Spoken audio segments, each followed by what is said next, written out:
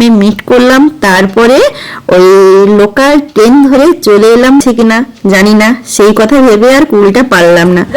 আর এই দেখো গঙ্গা নদী, তো গঙ্গা নদীর পাশেই হচ্ছে পার্ক। আর মন্দিরটা দেখে নাও, এই হচ্ছে নৈহাটির বড় মায়ের মন্দির।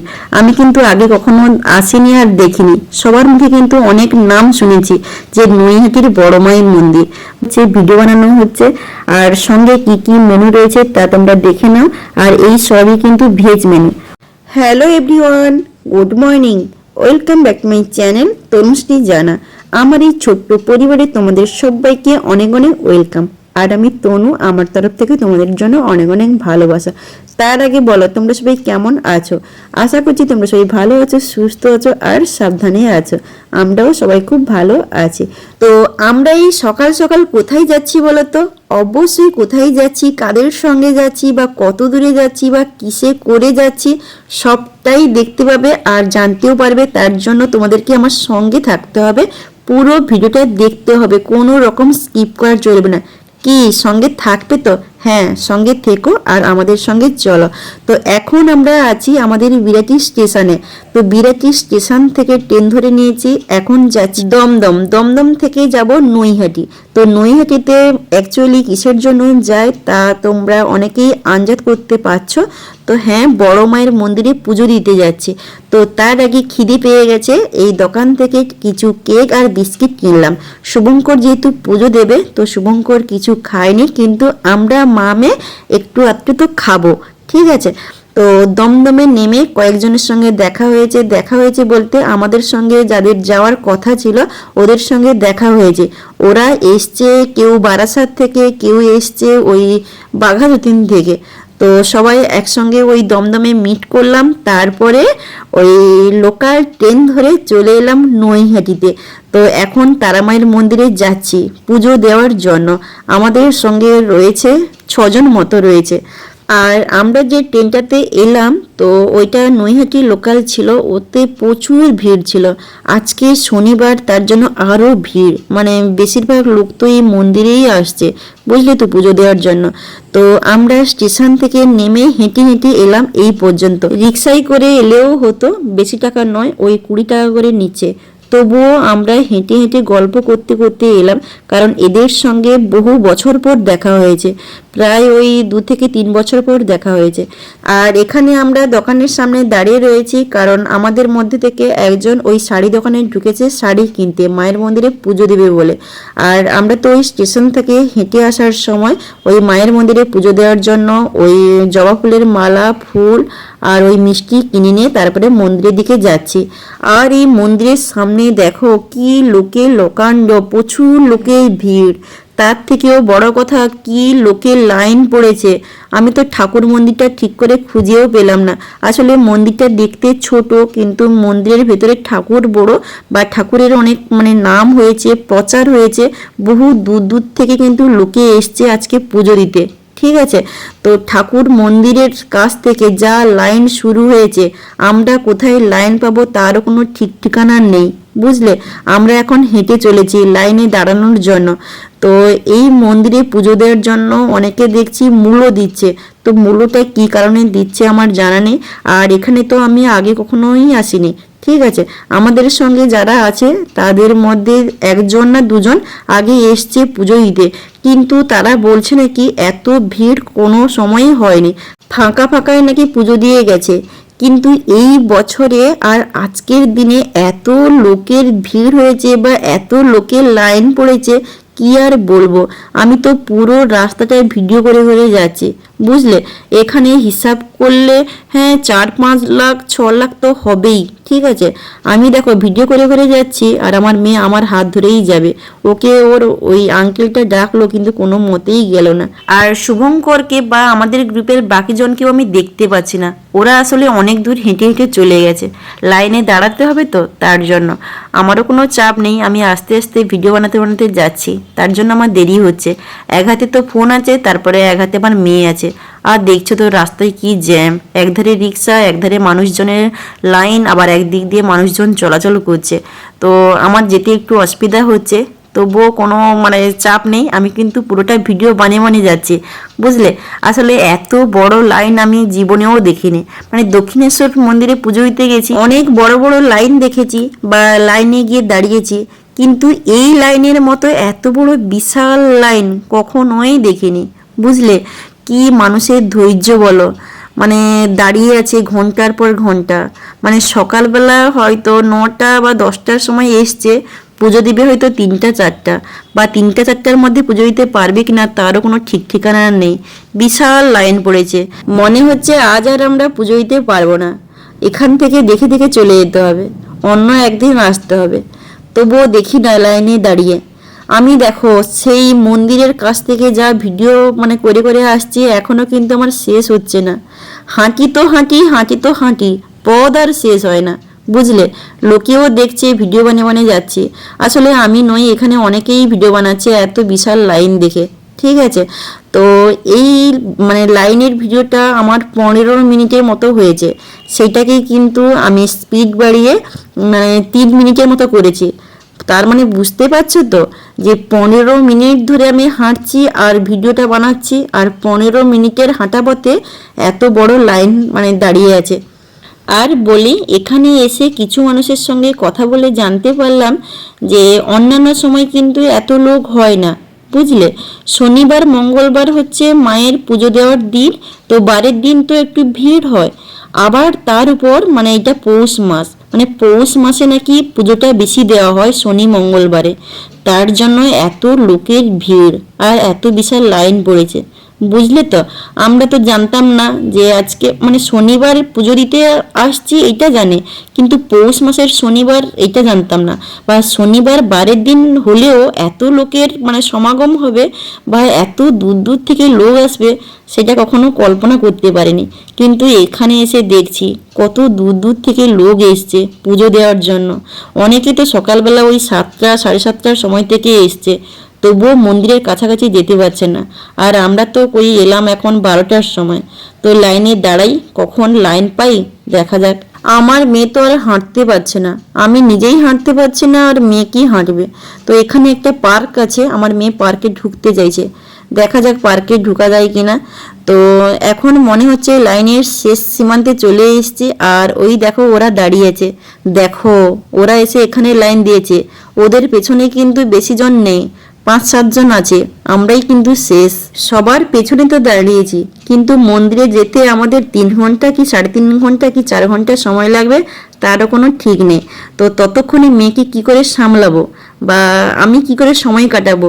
ওদের সঙ্গে লাইনে দাঁড়ালে অবশ্যই অনেক গল্প হবে, কিন্তু ছোট বাচ্চাকে নিয়ে ওই লাইনে মানে একদিক দিয়ে লোক চলাচল করছে, মানে যানবাহন চলাচল করছে, আর একদিকে লাইন পড়েছে, আমি তো ওইরকম কোথাও দেখিনি। তো ওখানে ছোট বাচ্চাকে নিয়ে থাকা যাবে না, তো তার জন্য আমি পার্কে ঢুকে এলাম। তো পার্কের মধ্যে অনেক বাচ্চাদের খেলার জিনিস রয়েছে। আমার মেয়ে তো যখন থেকে মানে ওই বাইরে থেকে তো দেখা যাচ্ছে পার্কের মধ্যে কি কি আছে, যখন থেকে দেখেছে তখন থেকে বলছে চলো পার্কের মধ্যে যাই, আর দোলনাতে চড়ি, ওই স্লাইডে চড়ি, বুঝলে। তো এইটা হচ্ছে গঙ্গা নদী, আর গঙ্গা নদীর পাশেই হচ্ছে পার্ক। আর এই দেখো কুলের গাছ, কুল মানে গাছটিতে কুল ভর্তি হয়ে আছে, মানে ভাবছিলাম কুল পেড়ে খাবো, কিন্তু আর হলো না। এমনিতে ভিডিও বানাচ্ছি, তারপরে সামনে মেয়ে আছে, তারপরে এখানে কুল পাড়া এলাও আছে কিনা জানি না, সেই কথা ভেবে আর কুলটা পারলাম না। আর এই দেখো গঙ্গা নদী, তো গঙ্গা নদীর পাশেই হচ্ছে পার্ক, আর পার্কের পাশেই হচ্ছে মন্দিরে পুজো দেওয়ার এত বড় লাইন। আমার মেয়ে দেখো ছুটে ছুটে কিন্তু পালিয়ে যাচ্ছে, আমি ওকে ধরতে পারছি না। ও পার্কে ঘুরে ঘুরে মানে এক্সপার্ট হয়ে গেছে, বুঝলে, কাউকে দরকার হবে না। তো পার্কের মধ্যে মেয়েকে নিয়ে কি করছে না করছে সবটাই দেখতে পাবে, সঙ্গে থেকো।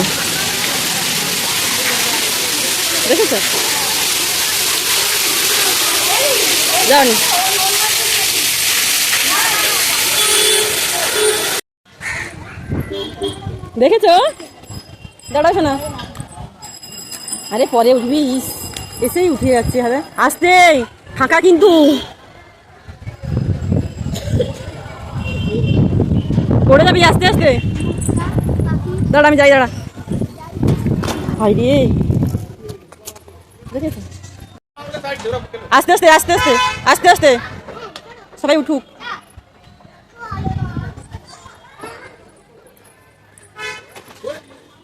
এটা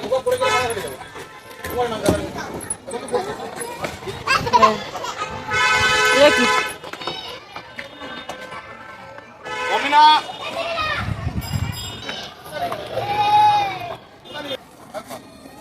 এইটা দিদা এইটা দে দা এইটা চলে আসা এইটা দিদা ওদিকে যাওয়া যাবে না ওইগুলো দরকার না ওইগুলো দরকার না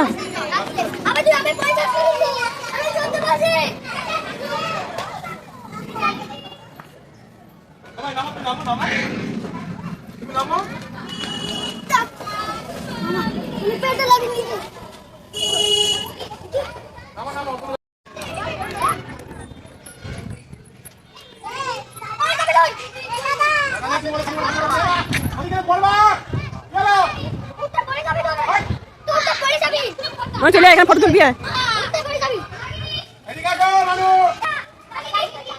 হ্যাঁ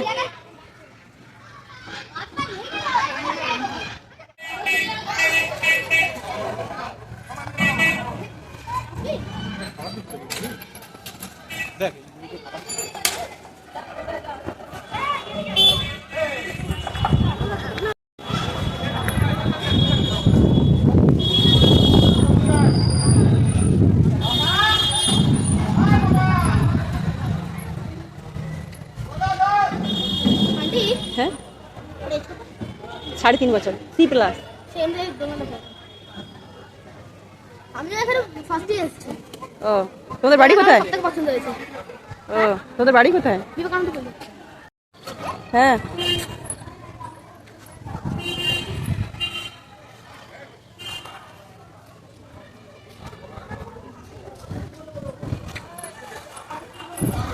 আমার মেয়ে কি করলো তা তো তোমরা দেখতেই পেলে। আর এই পার্কটি কিন্তু খুব একটা বড় নয়, আবার খুব একটা ছোটও নয়, কিন্তু একটু লম্বা করে অনেক দূর চলে গেছে, বুঝলে। তবে পার্কের সামনের দিকে বাচ্চাদের খেলার জিনিসগুলো রাখলে ভালো হতো। তা না করে কি করেছে, পার্কের সামনের দিকে কাপলদের বসার জায়গা করেছে। এই রকম ব্যবস্থাপনা একদম অনুচিত বলে আমার মনে হচ্ছে, কারণ ওদেরকে ক্রস করে করে আমাদেরকে তো বাচ্চাদেরকে এখানে নিয়ে আসতে হচ্ছে। আমরা বাচ্চারা সব দেখে দেখে আসছি, অবশ্য বাচ্চারা এইসব কি বোঝে না, তবুও আমাদের লজ্জা লাগছে আর আমাদের খারাপও লাগছে এইটুকু বাচ্চার হাত ধরে ওদের পাশ দিয়ে হেঁটে হেঁটে আসতে। এই ব্যবস্থাটা কিন্তু খুবই খারাপ। অবশ্যই এই পার্কে দেখি 3-4টা গেট আছে, কিন্তু একটা গেট দিয়েই টিকিট কাটা যাচ্ছে আর ওই দিক দিয়েই ঢোকা যাচ্ছে, বাকি গেটগুলো দিয়ে বেরোনো যাচ্ছে কিনা তা আমার জানা নেই। যাই হোক, এখানে খিদে পাচ্ছিল, এখন তো বাজে ওই 1:30 ওই রকম হবে। তো এখানে ঢোকার আগে ওই টিকিট কাউন্টারে টিকিট কাটার সময় আমার কাছে তো 100 টাকার নোট ছিল আর 500 টাকার নোট ছিল, কিন্তু ওখানে টিকিটের মূল্য ছিল 20 টাকা, আর 100 টাকা দিলে ওখানে ভাঙতি দিতে পারবে না। তো আমি কিছুক্ষণ দাঁড়িয়েছিলাম, তারপরে একটি দোকানে গিয়ে কিছু জিনিসপত্র কিনে নিয়ে ঢুকেছিলাম। ভাগ্যিস কিছু জিনিসপত্র কিনে নিয়ে ঢুকেছিলাম, যেমন ওই বিস্কিটের প্যাকেট, চিড়ের প্যাকেট, কেক ছিল তো আমার ব্যাগে আগে থেকে, কেক আর বিস্কিট ছিল। তারপরে ওই বিস্কিট, চকলেট, ওই চিড়ে ভাজার প্যাকেট কিনেছিলাম। যাই হোক, ওইগুলো ব্যাগের মধ্যে ছিল বলে এতক্ষণ চললো, না হলে কি হতো যে কি জানি। আর সঙ্গে একটা ছোট্ট জলের পট ছিল বলে বেঁচে গেছি আজকের মতো। বাড়ি থেকে তো 4টা জলের পট এনেছি, কিন্তু শুভঙ্করের ব্যাগে, আমার ব্যাগে ওই মেয়েকে খাওয়ানোর জন্য ছোট্ট একটা জলের পট ছিল। তারপরে অবশ্য 2-1টা দোকান দেখতে পেলাম, কিন্তু ওই দোকানগুলোতে আইসক্রিম আর ওই লেজ আর চকলেটে ভরপুর। তো মেয়েকে এই দুপুরবেলা ওইসব দেবো না বলে ওখান থেকে নিয়ে চলে এলাম এখানে।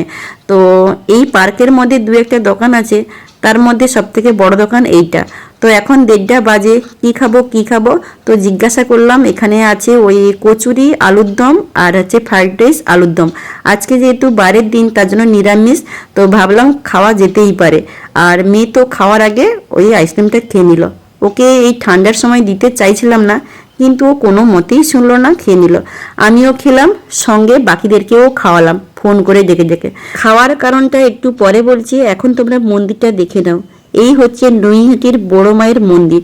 আমি কিন্তু আগে কখনো আসিনি আর দেখিনি, সবার মুখে কিন্তু অনেক নাম শুনেছি যে নৈহাটির বড় মায়ের মন্দির বা বড় মা সব থেকে জাগ্রত ঠাকুর, ওই রকম শুনেছি।